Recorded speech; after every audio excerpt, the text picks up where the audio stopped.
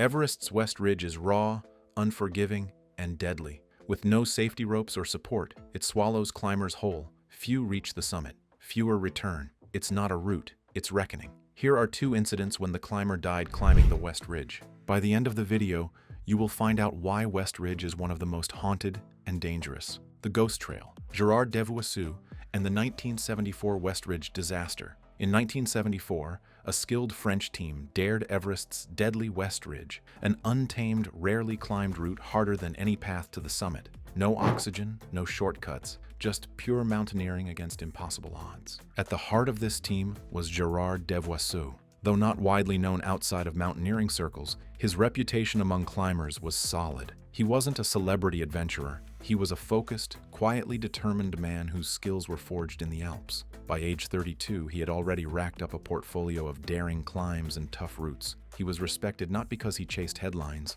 but because he climbed for the love of it, the purity of it. That summer, he took the lead of a French expedition, aiming to conquer Everest's most feared face. The West Ridge was not just a climb, it was a statement. Their timing was bold and arguably fatal. The team arrived at the base of Everest in late August, just as the monsoon season clamped down on the Himalayas. Rain lashed the slopes, turning trails into mud and snow into death traps. Most seasoned climbers avoid the region entirely during this time, waiting for the post-monsoon window. But this team moved forward, establishing a base camp, and then pushing upward, setting 3 progressively higher camps along the treacherous ridge. Each advance meant entering deeper into the mountain's wrath. The conditions worsened. Winds screamed through the night, shredding tents and battering nerves. Snow fell relentlessly. Ice calved off cliffs without warning, crashing down like gunfire. Communication between camps broke down as radios sputtered and static swallowed voices.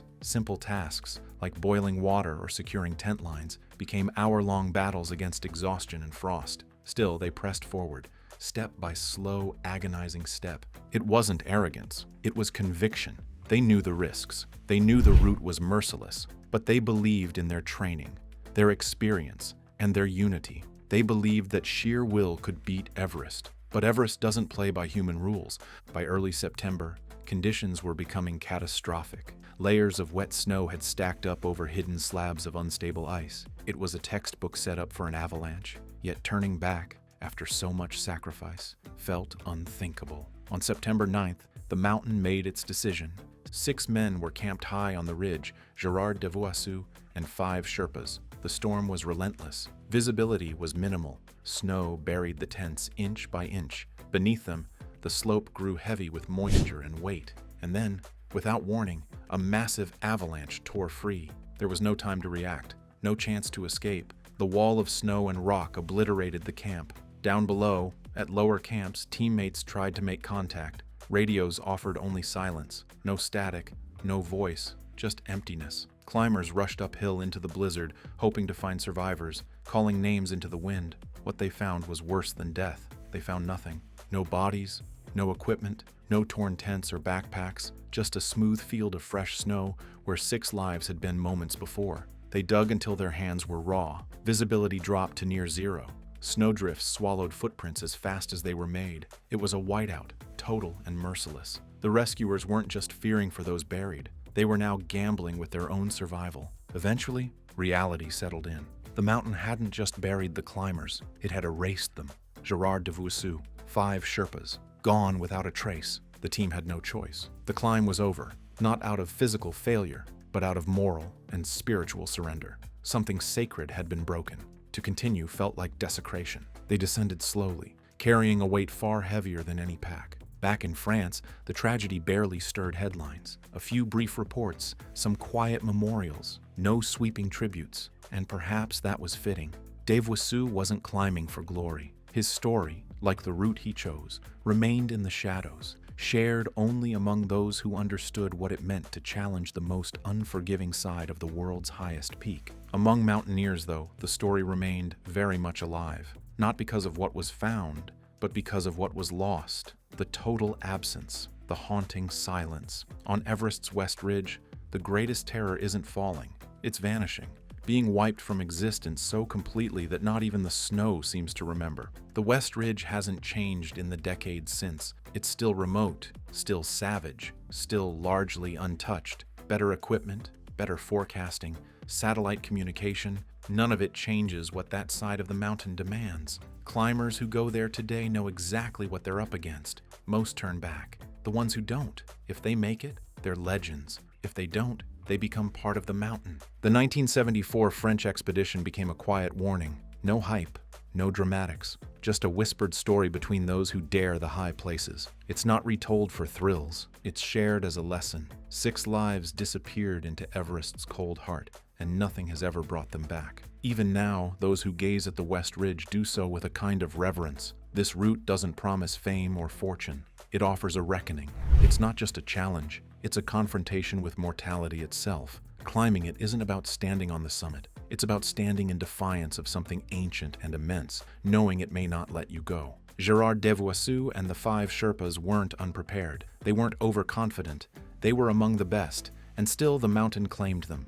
No mistake, no second chance. And that's why the West Ridge remains Everest's most haunted face. It doesn't just take lives, it consumes them. The last climb of Hristo Prodanov, alone on Everest's West Ridge Direct. The West Ridge of Mount Everest isn't just another route. It's one of the most dangerous and least traveled paths to the summit of the world's highest peak. Unlike the well-known Southeast Ridge, this western approach carves through raw vertical walls, brutal weather, and unforgiving exposure. It has swallowed some of the world's strongest climbers, including the Bulgarian alpinist Hristo Prodanov, whose final ascent in April 1984 remains a harrowing chapter in Everest's history. Hristo Prodanov was no ordinary mountaineer.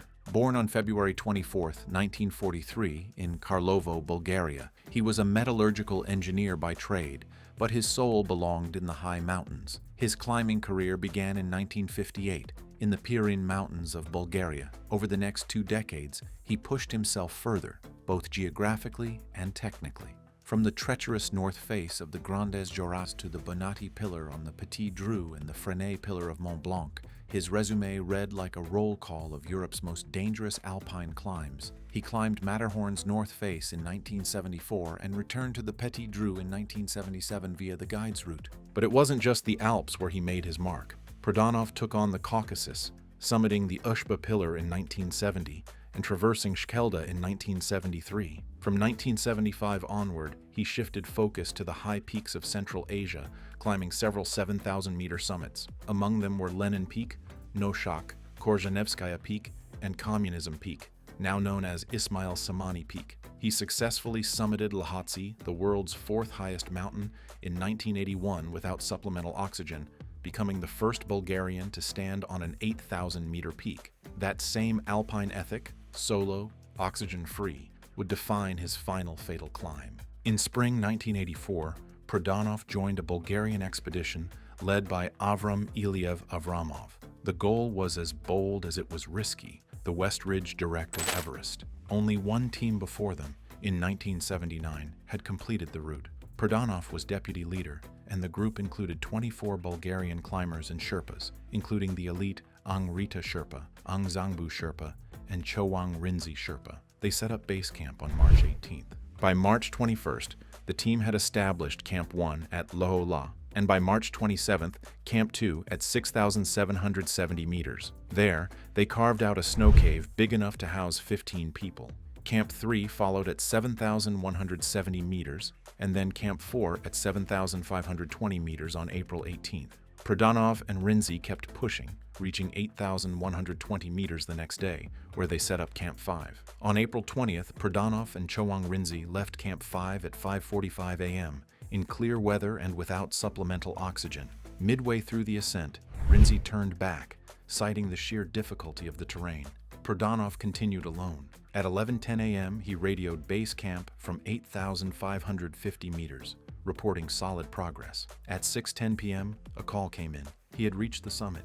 In his short transmission, he described a pyramid of discarded Soviet oxygen bottles and a weather-worn Soviet flag. He tore off a piece of the flag to bring back and spent 33 minutes on the top of the world, alone.